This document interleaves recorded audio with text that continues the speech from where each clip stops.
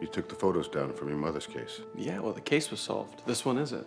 We got these two, Kilgore and Hazard, but that still leaves 10 metahumans that were created when I came out of the Speed Force. How hard can it be to track down 10 bus passengers? Episode 404, Elongated Journey, and tonight we introduce two new friends of Team Flash. Ah, crap.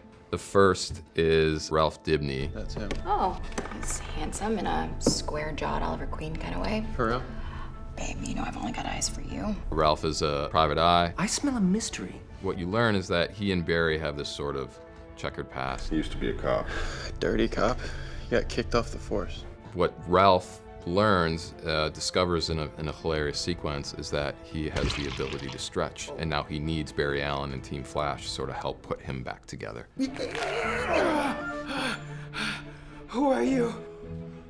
Daddy? The other is Breacher, played by the amazing Danny Trejo. Pleased to meet you, sir. Breacher shows up sort of the worst time possible for Cisco. Go for coffee, get to know him a little bit better. I bet that you'll be pleasantly surprised at how much you have in common. I'm going to hunt you. It turns out that he doesn't really like men dating his daughter. Do you do this with all her boyfriends? I hunted her last one, yes. Where is he now? I don't know. He got away. I don't know where you go when you die. Hey everybody, happy Halloween. We got new Flash to break down. I don't know where you go when you die. Danny Trejo versus Team Flash tonight. And I know it makes it seem like Elongated Man is kind of an antagonist, but really he is a good character in the comics. So I think the writers are trying to pull a fast one HR style, where he starts out as a bit of a dirtbag on this version of Earth, and then he becomes a good character over the course of the season. But there's new Flash ring giveaway stuff happening. I'll explain at the end of the video. Make sure you subscribe to get everything. Because the World Series is happening tonight too, just so you don't miss any of the videos, make sure you click that bell to enable alerts, because it's going to get a little bit crazy in the next couple of days. But just starting with the beginning of the trailer, working our way to the end. The biggest thing, probably, Elongated Man is a really big deal when you meet new comic book characters. Danny Trejo is going to be awesome. But how many of you have not thought about this board where Barry was piecing together information on his mother's murder since season 1? This was like the big thing they unfurled in the pilot episode.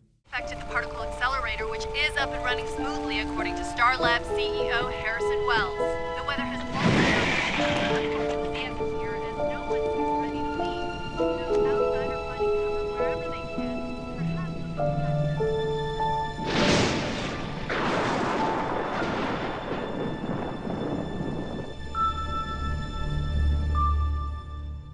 When people talk about why season 1 was so good, I think one of the reasons why is because that storyline was so primal. Who's more precious to you in your life? Your mother. What would happen if she were murdered by someone and they blamed it on your father? So it's such a tragic storyline that's really hard to top in successive seasons. Like, Iris is precious to him, but probably not quite as precious as his mother was for most of his life.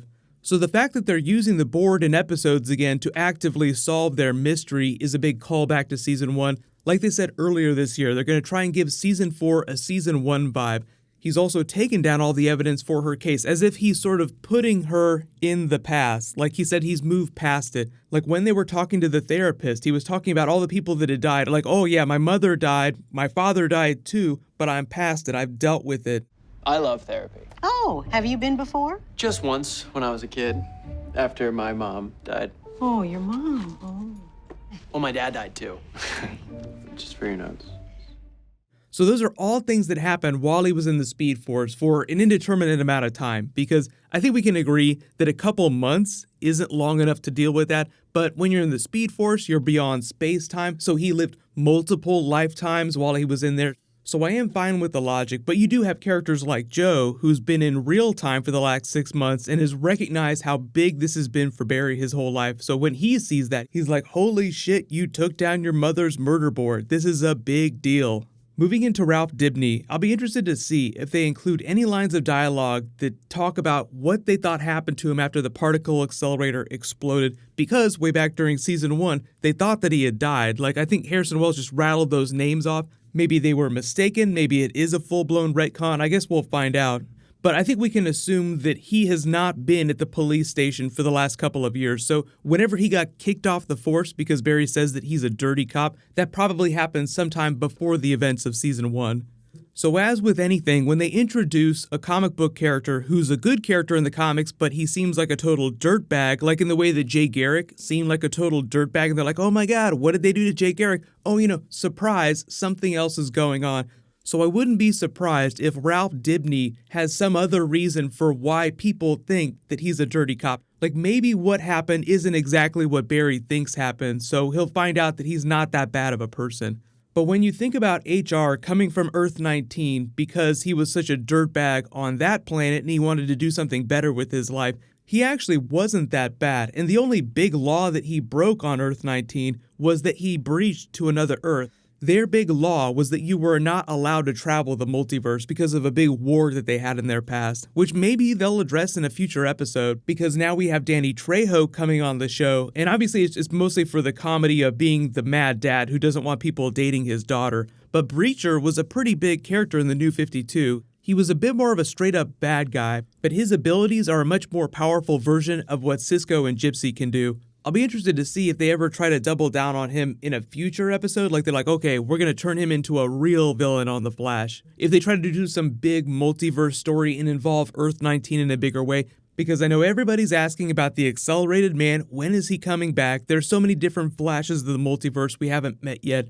Well, because they're not doing a lot of speedsters the first half of the season, who knows about the second half of the season? I'm just not expecting to see a whole bunch of other people besides that big Reverse Flash twist that's coming in a while. They even put Wally West on the sidelines so they would have time to deal with the new characters they were introducing. The producers did talk a little bit about Wally West, when he'd be coming back. I might do a video for that later this week because it's not quite as big a deal as people think that it is. They did confirm that he would be back by episode 7. And for those asking about Jay Garrick, Jesse Quick, the other speedsters, I think that they'll be back. Hopefully they'll let Jay Garrick participate in the wedding, maybe the second half of the season if we don't see him. But I think they made the wise call to not stuff every last speedster into every episode possible the first half of the season, the way they did last year, especially because they had a big speedster villain that they revealed around episode 6. So I'm expecting a similar timeline this year. For those of you asking when the Thinker and Barry will actually start fighting each other, remember the timelines for Season 2 and Season 3.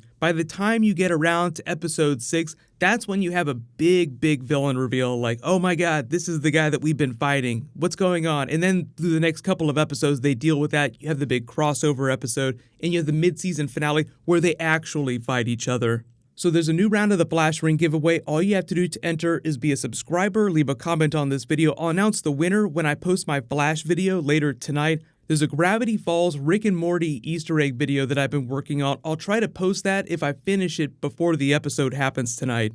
But you can click here to listen to Jeffrey Dean Morgan talk about being Flashpoint Batman, and you can click here for all my Flash Season 4 videos. Thank you so much for watching. Everybody stay awesome. I'll see you guys tonight.